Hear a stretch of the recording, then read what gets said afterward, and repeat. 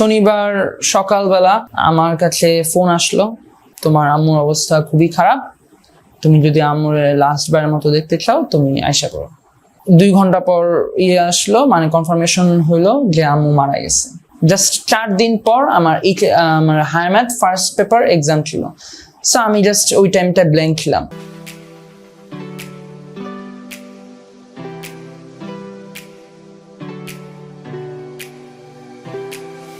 আসসালামু আলাইকুম, আমি রায়হান বিন জাহিদ। এই বছরের মেডিকেল ভর্তি পরীক্ষায় স্যার সলিমা মেডিকেল কলেজে পড়ালেখা করার সুযোগ অর্জন করেছি। আজকে আমি হাজির হয়েছি আপনাদের কাছে আমার অ্যাডমিশন জার্নি প্লাস স্কুল জীবন এবং কলেজ জীবন নিয়ে। সো আমি বলবো না যে আমি এতটা ট্যালেন্টেড ছিলাম, কোনো এক্সট্রা ট্যালেন্ট কখনোই ছিল না। মোটামুটি একটা রেজাল্ট করতাম। স্কুলে কখনোই মানে সেকশনে ফার্স্ট সেকেন্ড ছাড়া ওরকম কখনো কোনো ভালো রেজাল্ট হয় নাই, মানে স্কুলে কখনো টপ করা এরকম কখনো হয় নাই এবং কখনো ইচ্ছাও জাগে নাই, টু বি অনেস্ট। এভাবেই আসলে আমার লাইফটা চলতেছিল। স্কুল লাইফে কখনোই এতটা অনেকের থাকে না যে আমি ডাক্তার হব, অনেক আগে থেকে চিন্তা, স্কুল লাইফ থেকে এরকম একটা স্বপ্ন। আমার এরকম কখনো কোনো স্বপ্ন ছিল না, বাট এটা আস্তে আস্তে চেঞ্জ হয়। সো স্কুল লাইফটা মোটামুটি আলহামদুলিল্লাহ পার করলাম। সো এভাবেই আমি এসএসসিতে গোল্ডেন জিপিএ 5 পাইলাম, মোটামুটি একটা নাম্বার আসলো। কলেজ অ্যাডমিশনটা আসলে আমার কাছে একটু টাফ ছিল, কারণ টু বি অনেস্ট আমি নটরডেম কলেজ ছাড়া কোনো কলেজ চিনতাম না আসলে। সো প্রথম থেকেই ড্রিম ছিল নটরডেম কলেজ, বাট নটরডেমে হয় নাই, রিটেনে হয় নাই। তো তারপর আমার কলেজ আমরা চুজ করলাম হচ্ছে বীরশ্রেষ্ঠ মুন্সি আব্দুর রউফ পাবলিক কলেজ। কিন্তু কথা হচ্ছিল যে কলেজটা অনেক দূর হয়ে গেল আমার জন্য। সো আমার জন্য একটু টাফ ছিল গেট গোয়িং, অ্যান্ড প্রথম দিকে অনেক ভয় লাগতো, কারণ শুনতাম যে আমার ব্যাচমেট ক্লাসমেটরা এই বই পড়তেছে, এই বইয়ের অর্ধেক শেষ, আবার আরেকজনের একটা বই শেষ। সো এরকম অনেক অ্যাংজাইটি কাজ করতো। তাও আমি আসলে অন্যদেরকে নিয়ে এত ভাবনা চিন্তা করতাম না। সো আমি কলেজের ফার্স্ট দিনের কথা বলতে চাই। সো কলেজের ফার্স্ট দিন এর আগের রাতে আমি চিন্তা করলাম যে আমি আসলে কি হতে চাই লাইফে।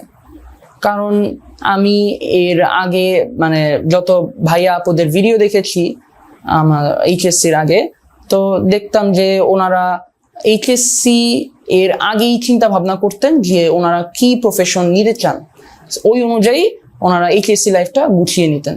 সো আমি এভাবেই এর আগের রাতে অনেক চিন্তা ভাবনা করলাম আমার জন্য কোন প্রফেশনটা বেটার।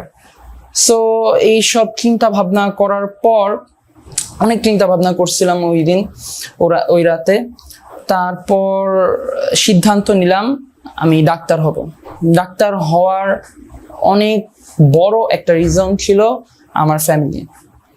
আমার চাচা উনিও একজন ডাক্তার এবং ওনাকেই আমি রিয়েলি আইডল হিসেবে মানতাম তখন, কারণ আমাদের যে কোনো প্রবলেমে হেলথ ইস্যুসে ওনাকে সবসময় পাশে পাইছি। সো এবং অন্যদের যখন আমার বন্ধুদের থেকে জানতাম যে ওদের ডাক্তার এদের কাছে মানে ডাক্তারদের অ্যাপয়েন্টমেন্ট নিতে এই সমস্যা অথবা এই কাজ করতে হয়, অনেক অনেক প্যারাদায়ক, কিন্তু আমার জন্য কিন্তু এগুলা কোনো কিছুই ছিল না। কারণ আমি আমার চাচার পাশের বাসাতেই থাকতাম, কোনো একটা প্রবলেম হইলেই আমার চাচা আমার খোঁজ খবর রাখতেন এবং উনি আমার মানে ট্রিটমেন্ট দিতেন, এটা নিয়ে আমার কোনো সমস্যাই হতো না। সো এরকম অনেক চিন্তা ভাবনা করে আমি চিন্তা করলাম যে যত কষ্টই হোক আমার ফ্যামিলির জন্য আমি ডাক্তার হবই। সো এই চিন্তা নিয়ে আমি কলেজের ফার্স্ট দিন গেলাম, আম্মুকে নিয়ে গেলাম। আম্মুকে নিয়ে যাওয়ার পর আম্মুকে বললাম যে আম্মু আমি মেডিকেলের কিছু বই কিনবো। সো আম্মু একটু অবাক হইলো যে আজকে কলেজের প্রথম দিন মেডিকেলের বই কিনবি তুই, বুঝলাম না। তো তো আম্মুকে বললাম, না আম্মু আমি ডাক্তার হইতে চাই, আমি বই কিনবো। তো আম্মু বললো আচ্ছা ঠিক আছে, আমি তো এত টাকা আনি নাই, আমি 2000 টাকা আনছি, তো ওই কি কি বই লাগবে এটা বল। সো আমি একটা প্রতিষ্ঠানের কিছু বই কিনলাম, মেডিকেল রিলেটেড বই। সো আমি চিন্তা করলাম যে প্রতিটা চ্যাপ্টার শেষ করার পর আমি প্যারালেলি আমার চ্যাপ্টার, আমার যে পড়াগুলো আছে সেগুলো শেষ করব। সো এই চিন্তা ভাবনা নিয়ে বইগুলো কিনা ছিল, বইগুলো কিনলাম। সবগুলো বই কিনতে পারিনি, যেহেতু আমাদের লিমিটেড বাজেট ছিল, সবগুলো বই কিনতে পারিনি, কিছু কিছু বই কিনছি। কেনার পর আমি পড়া স্টার্ট করলাম। সো কলেজ লাইফ ফার্স্টে অনেক ঝামেলা হইতো এটার সাথে মানিয়ে নেওয়ার। কলেজ ছিল অনেক দূরে, সো আমার যেতে আসতেই প্রায় দিনে 3 থেকে 3.5 ঘন্টা লাগতো। সো অনেক ঝামেলা হচ্ছিল। আবার একদিক দিয়ে আমার কলেজ লাইফে ফার্স্টে কিছু কিছু বন্ধু ছিল যারা সবসময় বলতো যে আমার এটা শেষ, তো এটা নিয়ে অনেক অ্যাংজাইটি হতো। সো আস্তে আস্তে আমি কি করতে থাকলাম, আমি পড়তে থাকলাম। শুরুতে আমি যেই প্ল্যানটা করছিলাম যে আমি একাডেমিক পড়া অ্যান্ড অ্যাডমিশনের পড়া প্যারালেলি পড়বো, সেটা জাস্ট 1 মাস এর মতো কন্টিনিউ করার পর আমি দেখতেছিলাম যে আমার একাডেমিক পড়াটা খুবই পিছিয়ে যাচ্ছে এটার কারণে। সো আমি কি করলাম যে আচ্ছা ঠিক আছে, আপাতত এটা রাখি, পরে যখন সময় আসবে তখন আমি এটা পড়ে নিব।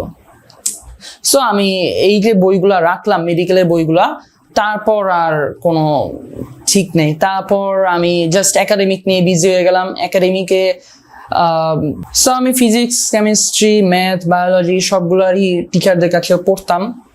সো টিচারদের পড়ানো সিলেবাস আবার আমার কলেজের সিলেবাস মিলতো না, সো অনেক সময় আমার নিজেরই পড়া লাগতো।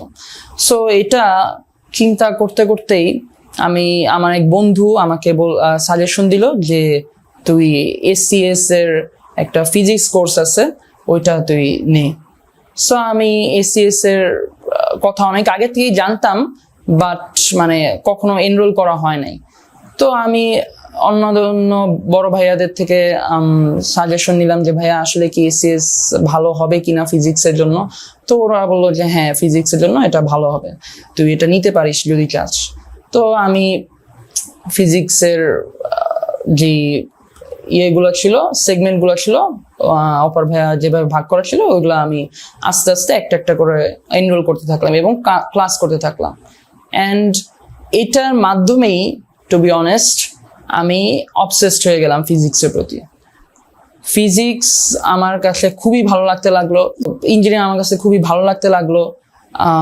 কিন্তু আমি ভুলে গিয়েছি যে আমার প্রথম কলেজ লাইফে আমার কি ইচ্ছা ছিল মেডিকেল, কিন্তু তখন আমার মাইন্ডে এটা ছিলই না যে আমি মেডিকেলে পড়তে ইচ্ছুক। সো আমি এভাবেই পড়তে লাগলাম, আমি ইঞ্জিনিয়ারিং পড়তে লাগলাম, ইঞ্জিনিয়ারিং বই কিনলাম আমার জমানো টাকা দিয়ে। ইঞ্জিনিয়ারিং প্রিপারেশন খুব ভালো চলতেছিল, কোচিং এর রেজাল্টও মোটামুটি ভালো আসতেছিল, কলেজেও মোটামুটি ইয়ার ফাইনাল, তারপর হচ্ছিল হাফ ইয়ারলি পরীক্ষায় ফার্স্ট হলাম পুরো কলেজে। তারপর আমি মানে প্রিটেস্ট পরীক্ষাটা ঠিক শেষ হওয়ার জাস্ট 2 দিন ক্লাস করছি আমি, তখন আমি একদিন ইঞ্জিনিয়ারিং বই পড়তেছি। সো ইঞ্জিনিয়ারিং এক বই পড়তেছি, তো ওই সময় আমার এক বন্ধু এসে আমাকে বললো যে কিরে রায়ান, তুই না প্রথম আমাকে বলছিলি যে তুই মেডিকেলে পড়তে চাস, তুই না ডাক্তার হইতে চাস, তুই আমার বলছিলি, তো এখন আবার ইঞ্জিনিয়ারিং বই পড়তেছিস কেন? সো আমার কাছে মানে এই কথাটা মানে এতটা ইজি হলেও আমার কাছে কেন জানি এই কথাটা মানে ঘুরপাক খেতে লাগলো। এবং ওই দিন অনেক চিন্তা ভাবনা করছি যে আসলে আমি কি হতে চাচ্ছি, আমি কি ডাক্তার হতে চাই নাকি ইঞ্জিনিয়ার হতে চাই, যে কোনো একটা, নট বোথ। সো ওই দিন অনেক চিন্তা ভাবনা করলাম, ফ্যামিলির কথা অনেক বেশি চিন্তা ভাবনা আসছিল। সো আমি শেষ পর্যন্ত সিদ্ধান্ত নিলাম যে না, আমি অবশ্যই ডাক্তারি লাইনে পড়বো, আমাকে চান্স পেতেই হবে।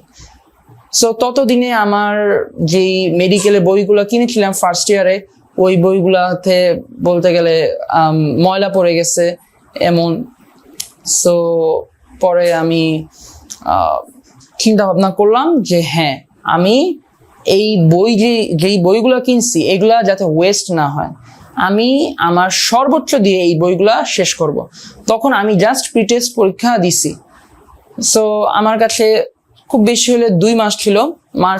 গত বছর মার্চ মাসে মেবি রমজান ছিল, রমজান মাসটা পুরাটাই আমি মেডিকেল রিলেটেড পড়ালেখা করছি, এবং আলহামদুলিল্লাহ in 2 months I finished all of the books that I bought. তারপর টেস্ট এক্সাম আসলো, টেস্ট এক্সামে মোটামুটি ভালো করলাম। তারপর চলে আসলো আমাদের এইচএসসি লাইফ। অ্যান্ড টেস্ট এক্সামের পর আমাদের কোরবানির ঈদ ছিল, অ্যান্ড কোরবানি ঈদের পর এর ঘটনার কারণেই আমার জীবন কাহিনীটা কিছুটা হলেও ভিন্নতা পেয়েছে অন্যদের থেকে। সো আমি প্রথম থেকে শুরু করি। কোরবানির ঈদের পর আমি সবসময় কোরবানির ঈদের পর আমি আমার সব রিলেটিভসদেরকে বললাম যে আমাকে এখন কোনো কাজে ডাকো না, আমি এখন পুরাই এইচএসসি রিলেটেড পড়ালেখা করব, আমি এখন খুবই বিজি থাকবো, সারাদিন পড়ালেখা করব। তো এরকম বললাম, কিন্তু আল্লাহ জানতো যে আমার সাথে কি হবে, আল্লাহ লিখে রাখছিল এটা। সো কোরবানি 7 ডেজের আন্ডারে আম্মু ডেঙ্গুতে আক্রান্ত হলো। তো আম্মুকে নিয়ে হসপিটালে গেলাম, হসপিটালে ভর্তি হই নেই, টেস্ট করতে গেছি। তারপর হচ্ছিল আম্মুর কিছু দেখাশোনা করতাম। অ্যান্ড আম্মুর কিছু কথা বলি, আম্মুর কথা যেহেতু আগে বলা হয় নাই, আম্মু সবসময় আমাকে সাপোর্ট দিত।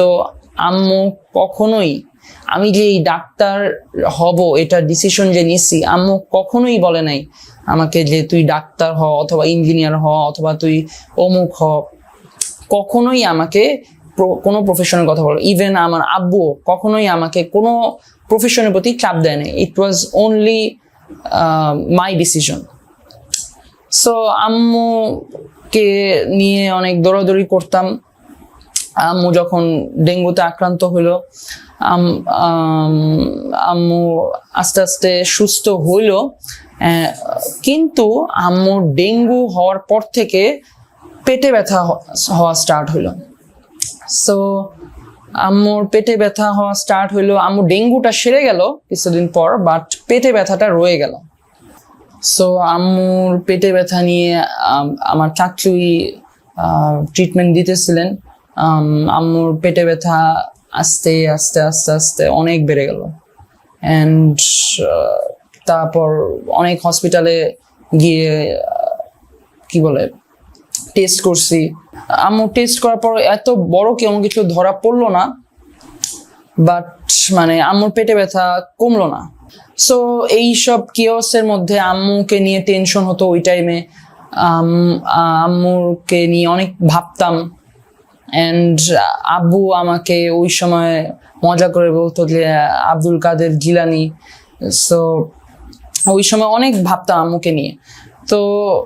তো আমার পড়ালেখায় এতটা মন বসতো না ওই টাইমে অনেকটাই কম পড়া হইতো, অনেকটাই রেসিডুয়াল যে আমার ক্যাপাসিটি ছিল, রেসিডুয়াল যে নলেজগুলো ছিল ওইগুলো নিয়ে আমি মনে করেন যে মডেল টেস্ট ব্যাচে ভর্তি হয়েছিলাম এইচএসসি এর, ওইসব ব্যাচে এক্সাম দিতাম।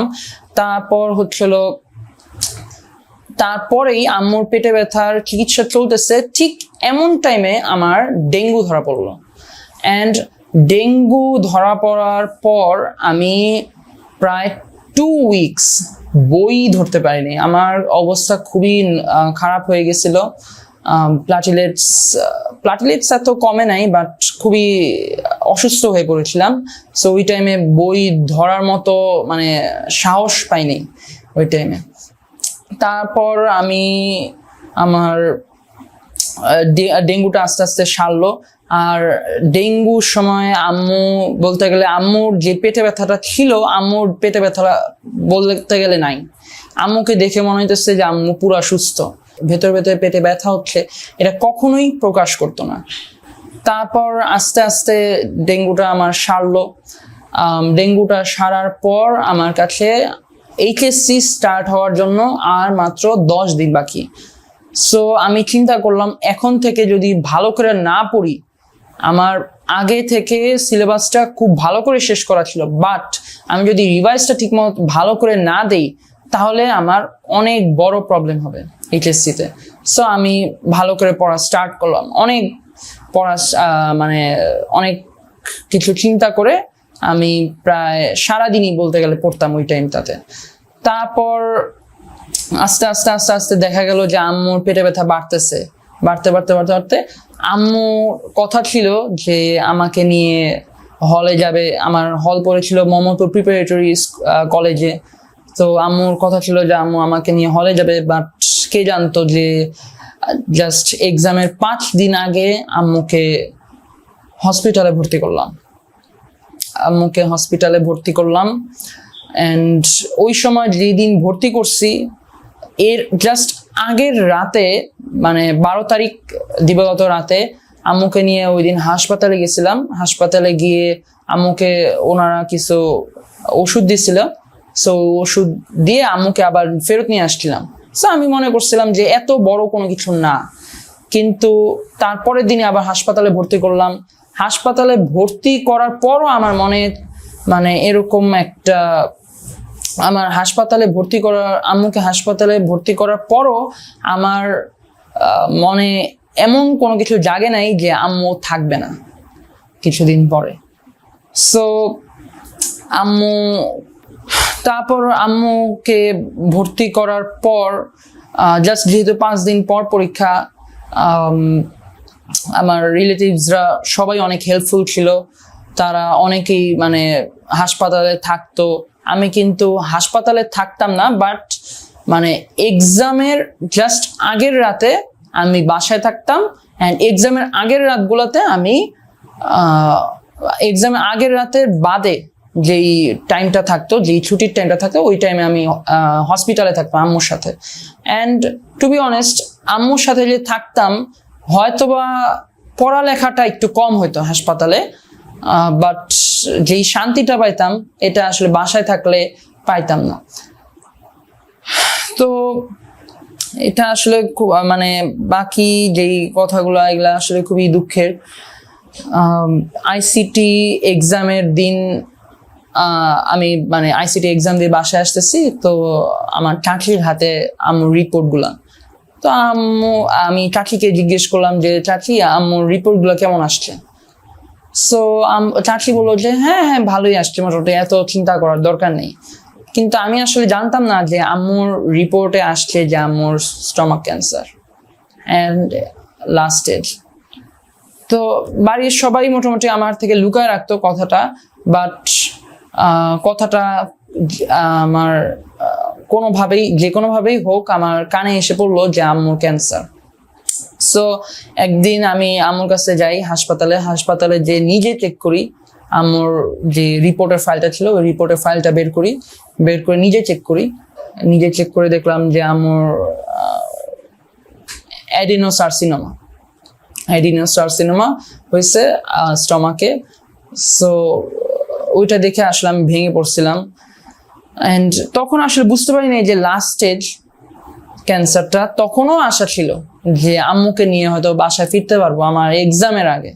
তখনও এইসব ঘটনার মাঝেই কিন্তু আমি এক্সামগুলো দিয়ে যেতেছি, বাংলা, ইংলিশ, আইসিটি এইসব এক্সামগুলো দিয়ে যাচ্ছি। তা ফিজিক্স এক্সামের আগে দিয়ে আম্মুর জন্য একজন রাখা হলো। তো উনি হাসপাতালে থাকতো, তো আমি জাস্ট আম্মুকে দেখতে যাইতাম। তারপরে থেকে ফিজিক্স এক্সামের ঠিক আগে থেকে আমি জাস্ট আম্মুকে ভিজিট করতাম এরকম।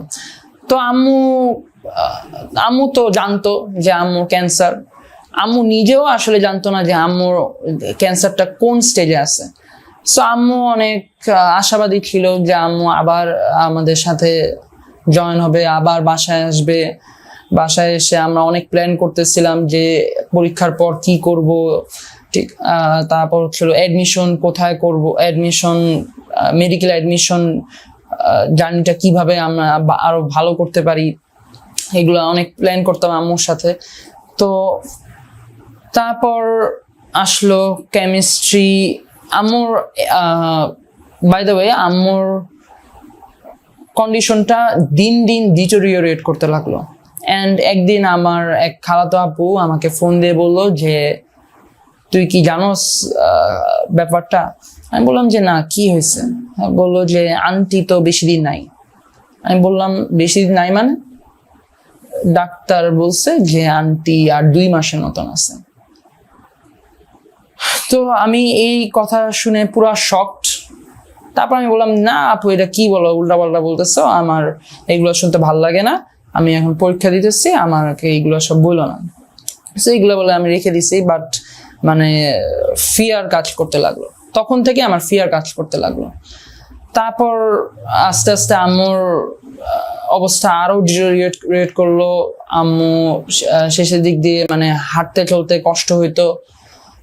অ্যান্ড কেমিস্ট্রি সেকেন্ড পেপার এক্সামটা দিয়ে আসতেছি, ওই সময় আব্বু আমাকে কল দিল যে রাইয়ান শোন, তোর আম্মুকে তো আইসিইউতে ভর্তি করা হয়েছে। সো মানে এই কথাটা শুনে আমি জাস্ট কি করব, আমি জাস্ট চিন্তা করতে পারতেছিলাম না। তারপর নিজেকে সামলিয়ে আমি হাসপাতালে গেলাম, আম্মুকে দেখলাম। এন্ড আম্মুকে দেখে বুঝলাম যে আম্মু বেশি দিন নাই আমাদের মাঝে। তো এগুলোর মাঝেই আমি আসলে ওই টাইমটা খুবই টাফ টাইম ছিল। আমি এর মাঝেও পড়ার চেষ্টা করতাম, বাট পড়ায় এতটা মন বসতো না। আমি চাইলেও মন বসাইতে পারতাম না ওই টাইমে পড়তে। যেহেতু এইচএসসি এক্সাম, কোনো মানে রিস্ক নিতে পারতাম না, আমার পড়তে বসতেই হতো যতই মন খারাপ হোক। তো এরকম করে আম্মুর আইসিইউতে 1 দিন 2 দিন 3 দিন 4 দিন এরকম করে আমি আমার biology first paper second paper exam দিলাম আম্মু আইসিইউতে থাকা অবস্থাতেই। তারপর আমি সেকেন্ড পেপার দিলাম। তারপর আমি বায়োলজি সেকেন্ড পেপারের দিন হাসপাতালে গেলাম। হাসপাতালে গিয়ে দেখলাম যে আম্মুর অবস্থা আরো খারাপ হয়েছে। আম্মুকে ভেন্টিলেশন দিতে চাইছিল বায়োলজি সেকেন্ড পেপারের দিন। সো আম্মুর অবস্থা খুবই খারাপ হইতে লাগলো, আরো খারাপ হইতে লাগলো। অ্যান্ড ওই দিনই আমি যখন আইসিইউতে আম্মুকে ভিজিট করতে গেলাম, ডাক্তার আমাকে ডেকে বললেন যে তোমার আম্মু বেশি দিন নাই, তোমার আম্মু এখন যে পজিশনে আছে ওই পজিশন, তোমার আম্মু এখন যে অবস্থায় আছে এটা হচ্ছে পয়েন্ট অফ নো রিটার্ন। ওনার রিটার্ন করার কোনো চান্স নাই। এখন তুমি জাস্ট ওয়েট করো যে কখন কল আসে। সো মানে আমি ওইটা শুনে আসলে কি রিয়াকশন দিব, আমি জাস্ট অঝরে কাঁদতে লাগলাম, জাস্ট অঝরে কান্না করছি ওই টাইমটাতে। কিছুদিন পরেই ম্যাথ এক্সাম। আমার মনে আছে বায়োলজি সেকেন্ড পেপারটা ছিল বৃহস্পতিবার। শুক্রবার কাটলো। আম্মু আমার খালাদের থেকে শুনছি যে আম্মু খালি রাই রাই বলতো। অ্যান্ড আরেকটা জিনিস যেটা আমি স্কিপ করছি সেটা হচ্ছিল যে সো আম্মু যখন কেবিনে ছিল তখন আম্মু তার প্রায় সব রিলেটিভসদেরকে বলতো যে জানোস রাইয়ান কিন্তু ডাক্তারির জন্য পড়বে, রাইয়ান কিন্তু ডাক্তার হবে, তোরা কিন্তু সবাই দোয়া করিস ওর জন্য, ও যাতে একটা ভালো ডাক্তার হইতে পারে।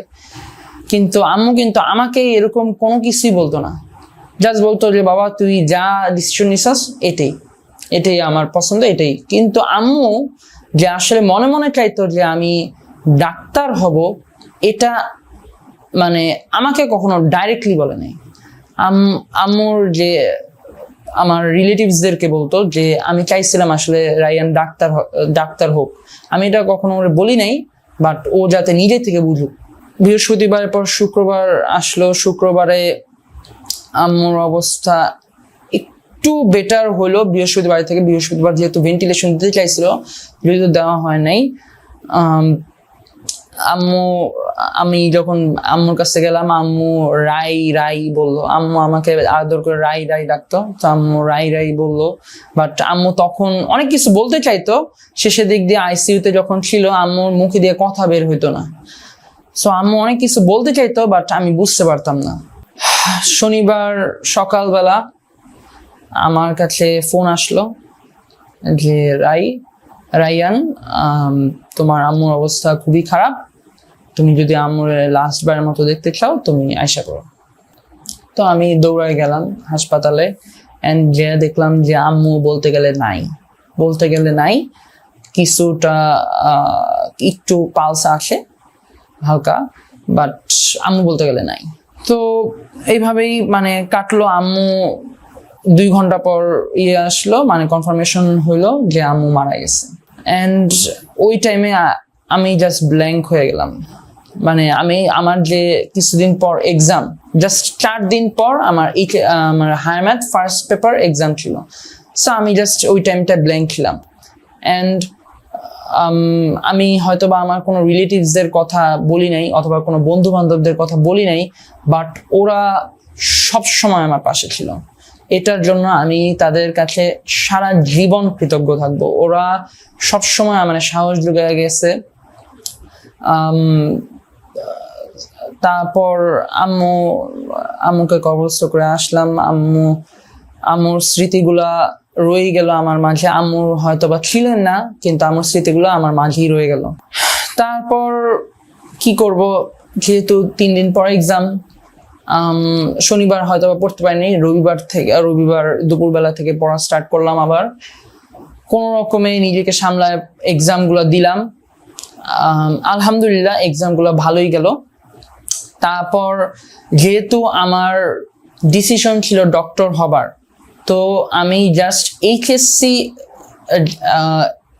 হায়ার ম্যাথ সেকেন্ড পেপার এক্সামটা দিয়েই আমি আব্বুকে নিয়ে চলে গেলাম আমাদের মেডিকেল কোচিং একটা সেন্টারে চলে গেলাম, এবং ওখানে যে ভর্তি হলাম। আব্বুর কথা একটু বলি। আব্বু 2015 সালে, আমি যখন ক্লাস 5-এ ছিলাম, উনি স্ট্রোক করছিলেন, ব্রেইন স্ট্রোক। ওটার পর থেকে ওনার বাম সাইডটা প্যারালাইজড। অ্যান্ড তা আব্বু অসুস্থ হওয়ার পর থেকে আমাদের ফ্যামিলিতে, মানে আর কি ফ্যামিলির ইনকামটা একটু আনস্টেবল হয়ে গেছিল। আমি অনেকটাই আমার চাচা খালাদের দেওয়া টাকা দিয়েই পড়তাম। তারপর আলহামদুলিল্লাহ আমি 8-এ বৃত্তি পেয়েছিলাম। তো বৃত্তি পাওয়ার কারণে ওই সময় টাকাটা লাগে নাই। বাট আমার মাথায় একটা জিনিস ছিল যে হ্যাঁ, আমি অন্যদের টাকায় পড়তেছি, আমার চাচাদের টাকায়, খালাদের টাকায়, ওনাদের টাকায় আমি পড়তেছি। So higher math second paper এক্সামের পরপরই আমি মেডিকেল ভর্তি হলাম, মেডিকেল একটা কোচিং সেন্টার ভর্তি হলাম, ওদের বই সংগ্রহ করলাম। এন্ড আমি জাস্ট এর পরের দিন থেকেই এমনভাবে প্রিপারেশন নেওয়া স্টার্ট করলাম, মানে আমি জাস্ট পড়তাম আর কিছুই না, জাস্ট পড়া, খাওয়া দাওয়া, আব্বুর দেখভাল করা অ্যান্ড ঘুমানো। জাস্ট এই কয়েকটাই কাজ ছিল আমার ওই টাইমটাতে। সো ওই টাইমটাতে অনেক পড়তাম, টু বি অনেস্ট। তারপর হলো আমার কোচিং এর ক্লাস স্টার্ট হইলো। আমি কোচিং এর রেগুলার ছিলাম, কখনো কোনো ক্লাস আমি মিস দেই নাই, অ্যান্ড আমি কোনো এক্সাম মিস দেই নাই। অ্যান্ড আমার প্রিপারেশন এতটাই ভালো ছিল প্রতিটা এক্সামে, যে এক্সামে ভালো করলে যারা টপ করতো তাদেরকে কোচিং থেকে পুরস্কার দেওয়া হতো। তো এক্সাম দিছি, পুরস্কার পাই নাই এমন কোনো এক্সাম হয় নাই। আমি প্রতিটা এক্সামে পুরস্কার পেতাম। আমার শোকেস পুরা ভরে যেতে লাগলো আমার পুরস্কার দিয়ে। সো এইভাবেই আলহামদুলিল্লাহ আমি পড়া চালাতে লাগলাম। অ্যান্ড আমি বলবো যে আমার অ্যাডমিশন জার্নির সবচেয়ে বড় রিগ্রেট আমি যেটা বলবো সেটা হচ্ছে আমার স্লিপিং সাইকেলটা আমি মনে করি খুব একটা ভালো ছিল না। আমি মনে করেন আমার স্লিপিং সাইকেলটা খুব একটা ভালো ছিল না। আমি মানে যখন তখন ঘুমাইতাম, আবার যখন তখন উঠতাম, উঠে আবার পড়া স্টার্ট করতাম। সো এই জিনিসটা আমি মনে করি যে আমি যদি একটু মানে কেয়ারফুল থাকতাম স্লিপিং সাইকেলটা নিয়ে, কারণ আমরা জানি যে sleeping is a very vital part মানে ইন ইয়োর মেমোরাইজেশন। সো আমার স্লিপিং সাইকেলটা নিয়ে আমার কিছু রিগ্রেট আছে। সো শেষের এক মাস তো কোচিং বন্ধ করে দিল। ওই টাইমটাতেও আমার একটু প্রবলেম হয়েছে যে সবসময় তো কোচিংটা মানে অফলাইনে করতাম, তো কোচিং যখন অনলাইনে চলে গেল, তো অনলাইনে যখন করতাম তো অনেক ডিস্ট্রাকশন থাকে অনলাইনে। অ্যান্ড আমি কিন্তু এর মাঝে আমি যখন অফলাইনে কোচিং করতাম আমি কিন্তু প্রায় সোশ্যাল মিডিয়া বলেন এগুলাতে বলতে গেলে অ্যাক্টিভই থাকতাম না। হয়তোবা আইডি ডিঅ্যাক্টিভেটেড ছিল না, বাট মানে অ্যাক্টিভই থাকতাম না বলতে গেলে। হয়তোবা সপ্তাহে 1-2বার চেক ইন করতাম, এই আর কোনো কিছুই না। তো যখন অনলাইনে ক্লাস শুরু হলো তখন একটু ডিস্ট্রাকশন আসতো, যে হয়তোবা ফেসবুকে একটু চলে গেলাম, 10-15 মিনিট স্ক্রল করলাম। সো এটা একটু প্রবলেম হইতে লাগলো। তারপর হচ্ছিলো এভাবে কয়েকদিন চলার পর লাস্ট এক সপ্তাহ সময় মানে জাস্ট আমার স্লিপিং সাইকেলটা মানে বলতে গেলে প্রায় ডিস্ট্রয় হয়ে গেল। মানে আমি বলতে গেলে দিনে প্রায় 4 থেকে 4.5 ঘন্টা ঘুমাই, এমন অবস্থা। 4 থেকে 4.5 ঘন্টা ঘুমাই। তারপর হচ্ছিল আমার একটা মানে পড়ার কথা বলি, সেটা হচ্ছিল যে আমি যে চেয়ারে বসে পড়তাম টেবিলে, এমন কতবার যে হয়েছে যে আমি পড়তে পড়তে চেয়ারে ঘুমাই গেছি। একদিন আমার বাড়িতে খোঁজাখুঁজি লেগে গেছে যে কিরে আব্বু আর কি আমাকে ডাকতেছে, কিন্তু আমি কোনো সাড়া দিতেছি না। তো আব্বু মনে করছে যে আমি বাইরে গেছি, তো এরকম করে মানে পুরো বাড়ি খোঁজাখুঁজি লেগে গেছে যে রাইয়ান কই। পরে আব্বু এসে দেখে যে আমি টেবিলের মধ্যে ঘুমাইতেছি, এরকম একটা অবস্থা। সো ওই টাইমটাতে অনেক পড়তাম, বাট ঘুমানোটা খুব কম হইতো। সো আমি এটার কারণে আমার কি বলে প্রায় মাথা ব্যথা থাকতো, শেষের দিক দিয়ে আমার প্রায় মাথা ব্যথা থাকতো। সো এইভাবে করতে করতেই শেষ পর্যন্ত 8ই ফেব্রুয়ারি আসলো। সো 8ই ফেব্রুয়ারি আমি খুবই নার্ভাস ছিলাম, টু বি অনেস্ট, যে আগামীকালকে কি হবে। যেহেতু আমি কোচিং এ অনেক ভালো রেজাল্ট করতাম, আমাকে নিয়ে কোচিং এর ভাইয়ারা অনেক মানে কি বলবো মানে আমাকে নিয়ে কোচিং এর ভাইয়ারা অনেক হাই এক্সপেক্টেড ছিল যে আমি অনেক ভালো রেজাল্ট করব, মানে র্যাঙ্কিং করব এরকম। তো আমি আবার এত কিছু নিয়ে ভাবতাম না, আমি সবসময় এটা চিন্তা করতাম আমি ডাক্তারি পড়তে চাই, অ্যান্ড আমি জাস্ট চাইতাম যে আমার ডিএনসি হোক। বাট র্যাঙ্কিং করা কিংবা অনেক ভালো রেজাল্ট করা এরকম কখনোই মানে আমার ইন্টেনশন ছিল না এত ভালো কিছু করার। তো আমি 8 তারিখের কথা বলতেছিলাম। সো 8 তারিখে মোটামুটি পড়ালেখা হলো, খুব বেশি একটা 8 তারিখে খুব বেশি একটা পড়ালেখা হলো না। ভাইয়ারা বলছিল যে এত বেশি না পড়তে, যেহেতু জাস্ট একটা রাত আছে, ব্রেনটাকে রেস্ট দিতে, একটু ঘুমাইতে বেশি। ওই দিন একটু বেশি ঘুমাইছিলাম, মানে জাস্ট আগের রাতে আমি প্রায় 11:30টার দিকে ঘুমাই গেছিলাম। 11:30টার দিকে ঘুমিয়ে গেছিলাম, তারপর 6টার দিকে উঠছিলাম পরীক্ষার দিন। সো পরীক্ষার দিন উঠে আর আরেকটা জিনিস যেটা আমি অ্যাড করব সেটা হচ্ছিল যে আমি এক্সামের মানে আগের সন্ধ্যায় আমি ফিজিক্স কিছু অনুশীলনীর বই প্র্যাকটিস করছিলাম।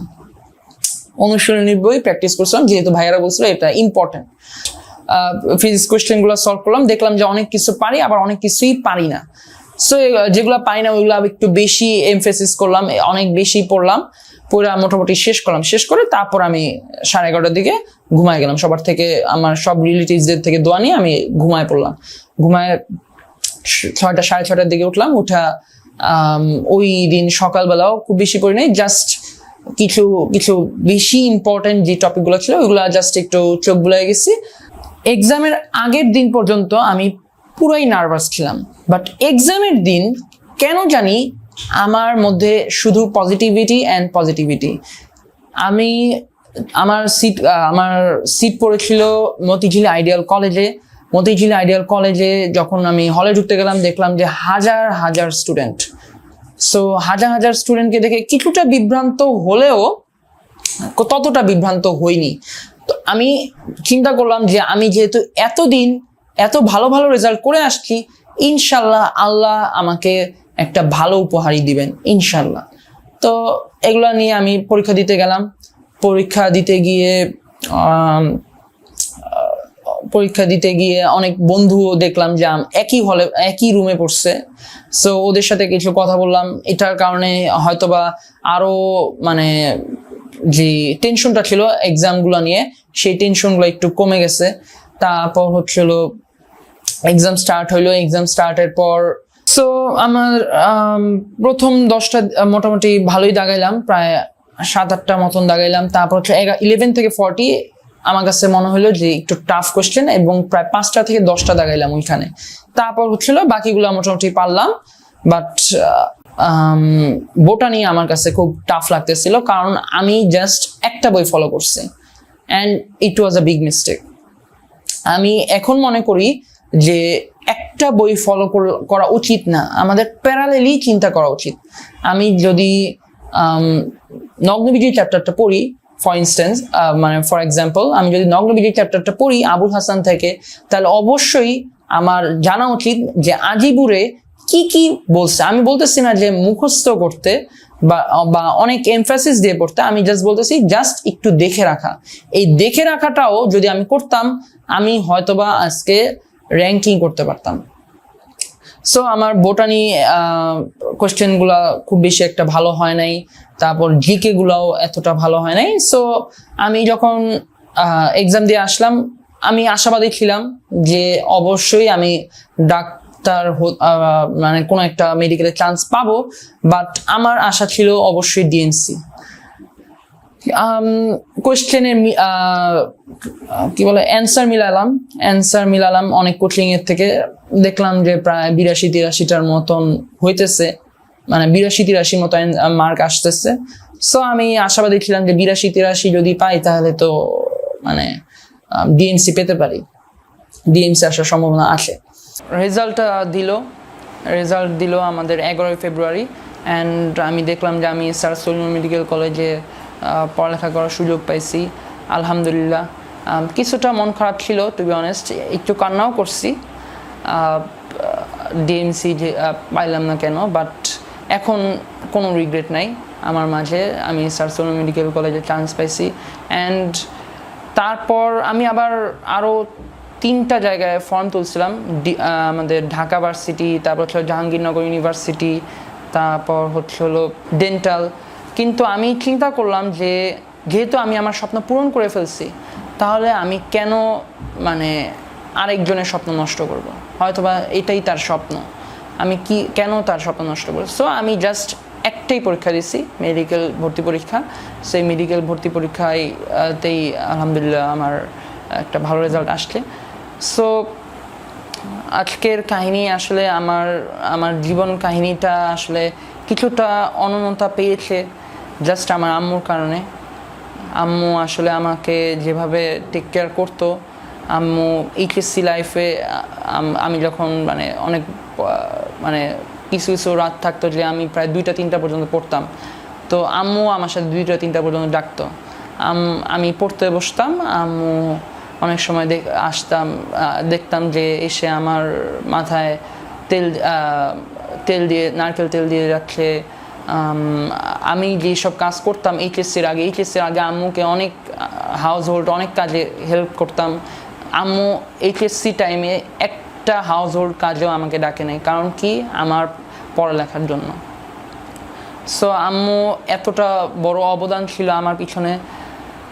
আম্মুর স্বপ্ন ছিল আমি ডাক্তার হব, আম্মুর স্বপ্নটা হয়তোবা পূরণ করতে পারছি আলহামদুলিল্লাহ, বাট আম্মু নাই।